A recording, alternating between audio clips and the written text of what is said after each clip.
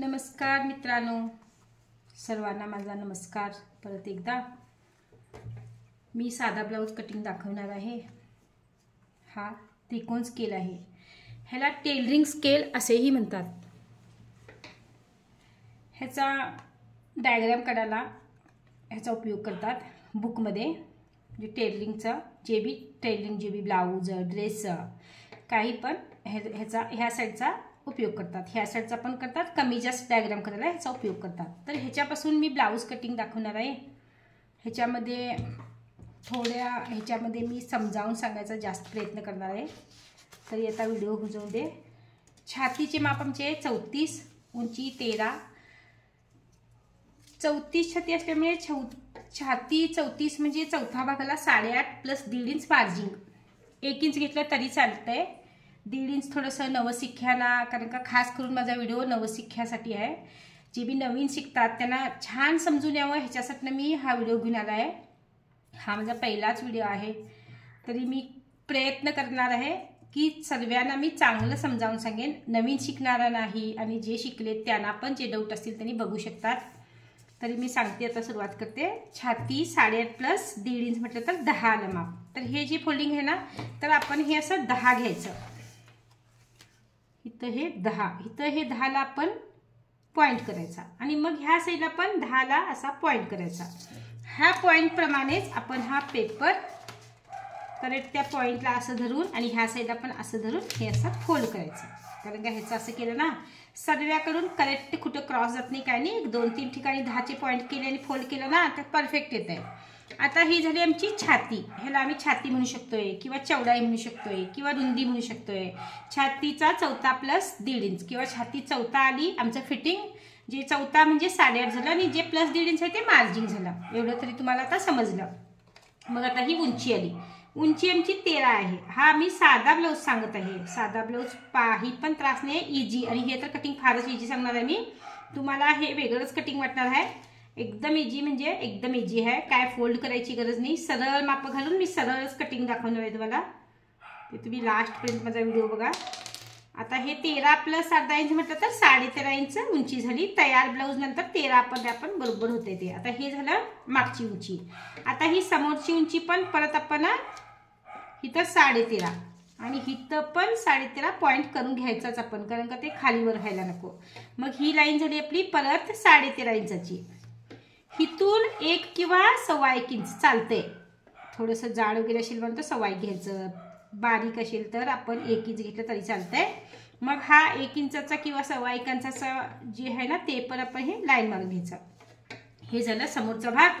जसं आम्हाला लेडीजला समोरच्या भागासाठी 1 इंच जास्त लागतंय ब्लाऊजसाठी, तर हा मागचा भाग झाला, हा समोरचा भाग झाला। आता आपण गळ्याकडे जाऊ। गळा हा कंपल्सरी 2.5 इंच म्हणू शकतोय मी, 2.5 म्हणू शकतोय, 2.5 असं म्हणू शकतोय मी, 2.5 म्हणू शकतोय।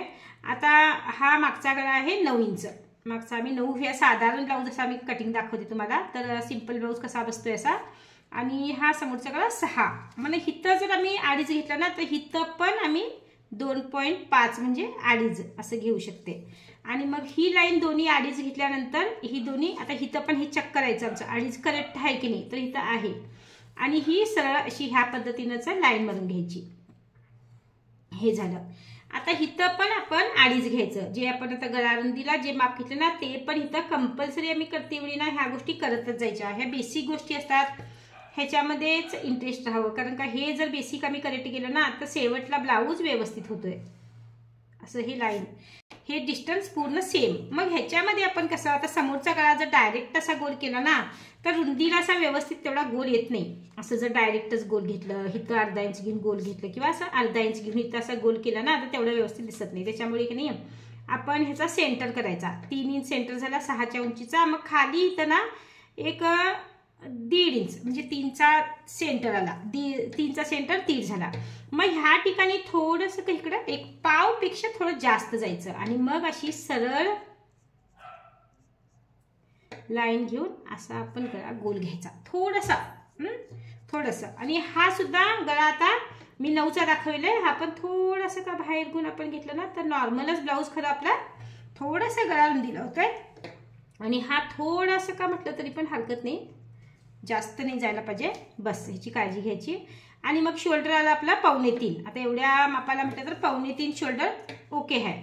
आणि मग टोटल हे 5 होते, 5, 5.25 ह्या पद्धतीने आपण जातोय. आता 10च्या घडीला किंवा 34च्या छातीला 5चं बगल कंपल्सरी आहे, 5 बगल. त्याच्यामध्ये मी तुम्हाला बऱ्याच गोष्टी सांगायच्या आहेत. हा माझा पहिला व्हिडिओ आहे. अनुभवावरून मला थोडंसं जास्त शिलाईचं ज्ञान आहे, तर हा पहिला व्हिडिओ माझा कसा झाला तुम्ही सांगा मला. आता हे येणार आहे 5.25 असा हा पण पॉईंट करून घ्यायचा हा. आणि त्याच्यानंतर हिथं पण 5 इंच जे 5.25 इंच म्हटलं आपलं 2.5 प्लस 2.25 हे झालं.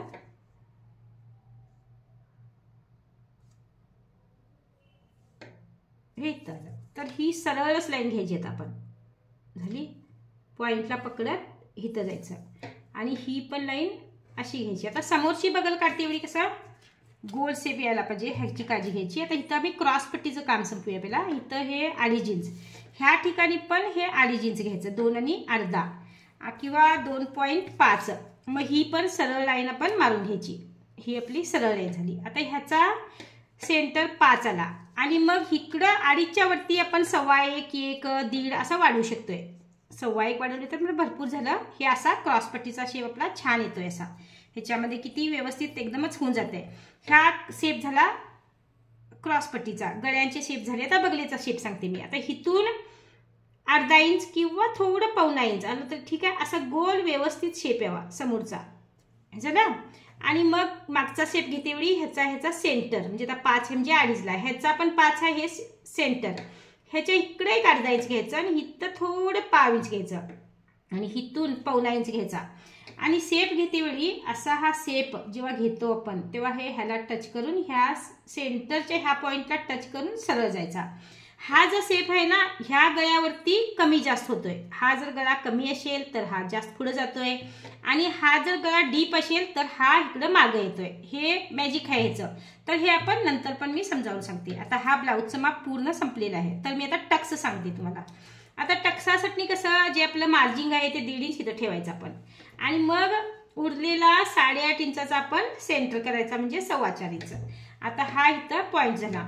इथून मग उंची आपली झाली 4 इंच किंवा 4.5 इंच किंवा 5 इंच असं की नाही. 5, 5.5 पेक्षा आपण काय उंच घालून टक्स गरज नाही.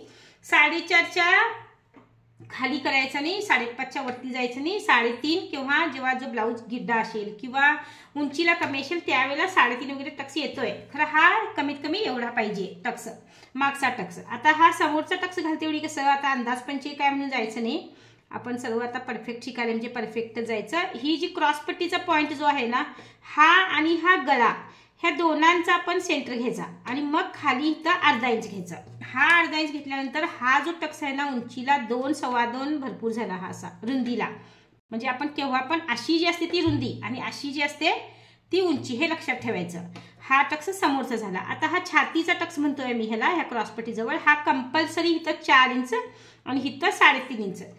3.5 आणि 4च्या मध्ये जो पॉइंट आहे ना इथं हा 1.5, 2 असा टक्स घ्यायचा. हे जे माप आहे ना कंपल्सरी म्हटला तरी पण तुम्ही चालतंय. प्रत्येक ब्लाऊजला कमी जास्त माप सगळ्यांना चालतंय. हा आता बगल आहे, इकडे ही बगल आहे आणि इथं हा क्रॉस पट्टीचा लाईन आहे. तर ह्या दोनांचा सेंटर म्हणजे 7 आहे, 3.5 आणि मग इथं खाली 1 इंच. ह्या सेंटरला टक्स येत नाही, ह्या खाली टक्स येणार. आणि मग हा जो टक्स आहे ना हा 5 इंच 4.5 इंच भरपूर झाला. तर हा जो टक्स आहे ना सरळ टक्स घालायचं नाही, इथं फक्त पॉइंट करायचा आणि हा असं जो क्रॉस आहे ना हा आपण टक्स लाईन मारून घ्यायचा. हे झालं. आता हा बगलेचा टक्स ह्या पॉइंट पासून इथं 1/2 इंच घ्यायचा आणि इथून हा 3 इंचाचा टक्स भरपूर झाला. मग हा टक्सांचं मॅजिक काय असतंय की हा टक्स पण उंची ब्लाऊजची जास्त असेल तर उंच, कमी असेल तर कमी असं थोडंसं फेरबदल होतंय. हा टक्स पण जर आम्ही छातीमध्ये रुंद ब्लाऊज असेल तर थोडीशी लांबी वाढते. ह्या टक्सचं पण तेच आहे की उंची जास्त असेल की थोडासा खाली येतोय.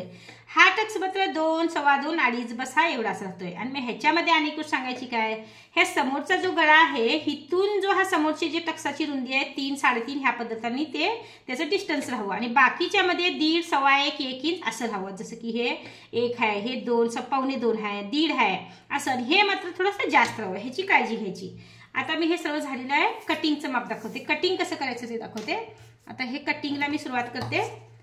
इथून पहिल्यांदा क्रॉस पट्टी कट करते मी. हां, आणि मग साईडला जायचं.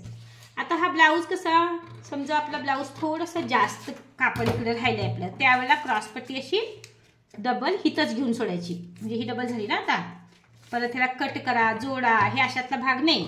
आपल्याला एक शिलाई घालूनच घ्यायची असेल तर असं पण आम्ही पटकन घालून घेऊ शकतो. त्याच्यामध्ये जास्त जोडा करा, कट करा हा भाग येत नाही. ही आता क्रॉस पट्टी झाली.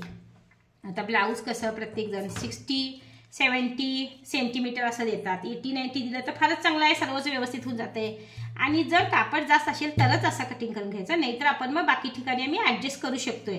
कारण का कमी कापड दिलं तर ॲडजस्ट करावंच लागतंय आणि ॲडजस्ट केलं तरच ते आपल्याला चांगलं आहे. आता हा गळा कट करते मी थोडंसं काही बाहेर जाऊन लाईनच्या, परत तिथंच अडीचला आपण म्हणजे 2.25च्या पॉईंटला यायचं. आणि हे पण थोडंसं का बाहेर जाऊन परत आपण जे कटिंग आमचं लास्ट 9चा पॉईंट आहे ना इकडंच यायचं आहे. हे झालं. आता हे साईड कट करते वेळी कसं, आता आपण कटिंगमध्ये काही डायरेक्ट दाखवून सोडतो, लेकिन कपड्यामध्ये तसं चालत नाही. कपड्यामध्ये आहे ना, तर कपड्यामध्ये दाखवते मी. आता सरळ ह्याच्यामध्ये असं सरळच घेणार आहे.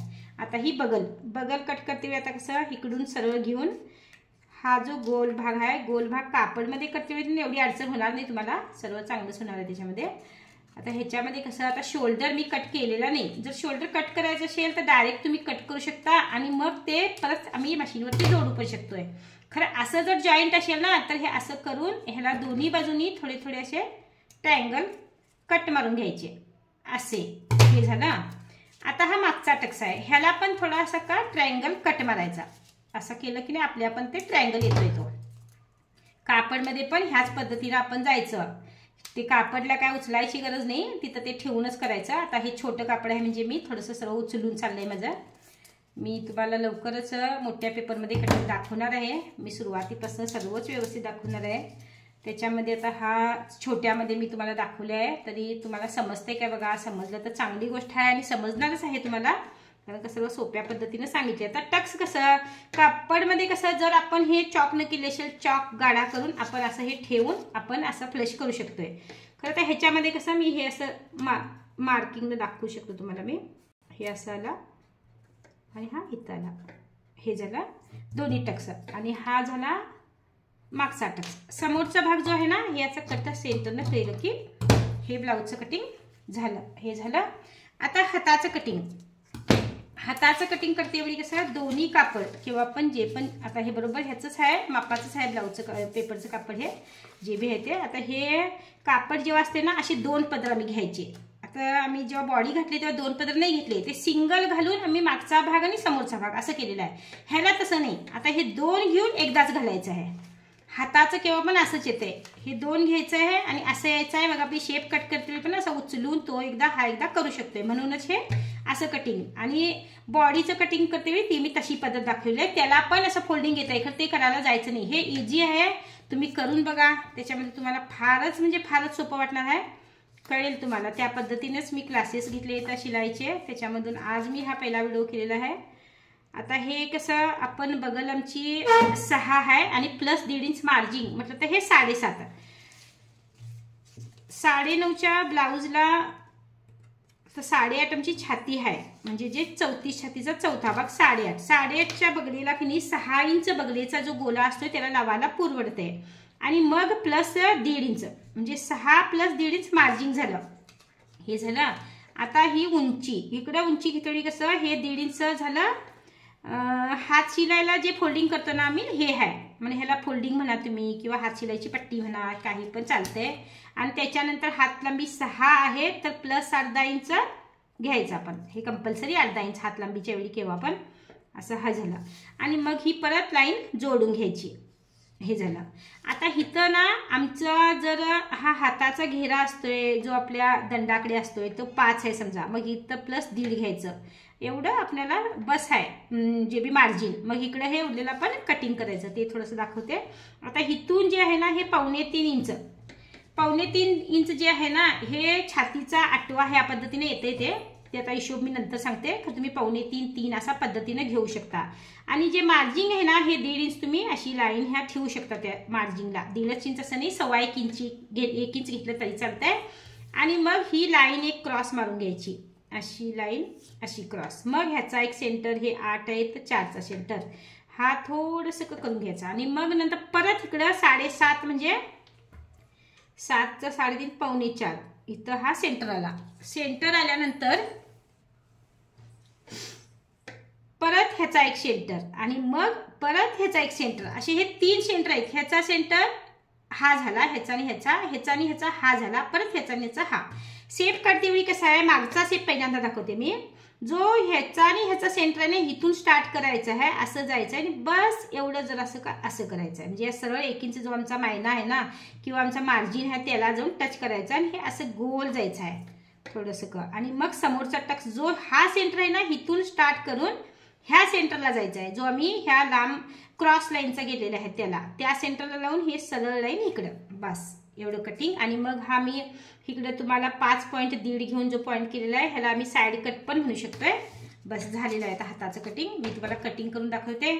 आणि मग हाताचं कटिंग हे झालेलं आहे. सर्वात महत्त्वाचं म्हणजे काय, जेव्हा मी बॉडी घालतो तेव्हा मागचा भाग घालो, समोरचा भाग घाला, गळा घाला, रुंदी घाला, मागचा गळा, समोरचा गळा, शोल्डर बगर असं होऊन जाते आणि त्याच्यामध्ये शेप पण येऊन जातात. महत्त्वाचं म्हणजे काय, हाताचं ज्याला शेप येतोय ना तोच एक व्यवस्थित टेलर म्हणू शकतोय. हाताचा शेप काढला तरच आमचे जो बगलेजवळचा जो प्रॉब्लेम असतोय ना तोच सॉल्व्ह होतोय. नाही तर तसं मग फक्त आपल्याला ब्लाऊजचं बॉडी माप टाकायला आलं की काम झालं असं नाही. ह्याची सर्वांना फार टेन्शन्स किंवा ह्याचे फार प्रॉब्लेम किंवा ह्याचे शंका असतात. ही शंका मी दूर करणार आहे. ह्याच्या पुढे पण मी ह्या हाताचे शेप व्यवस्थित टाकणार आहे तुम्हाला शिकण्यासारखे.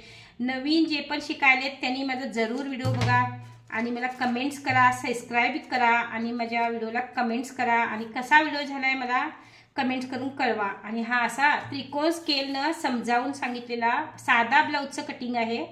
सर्वांनी मला लाईक करा. थँक्यू.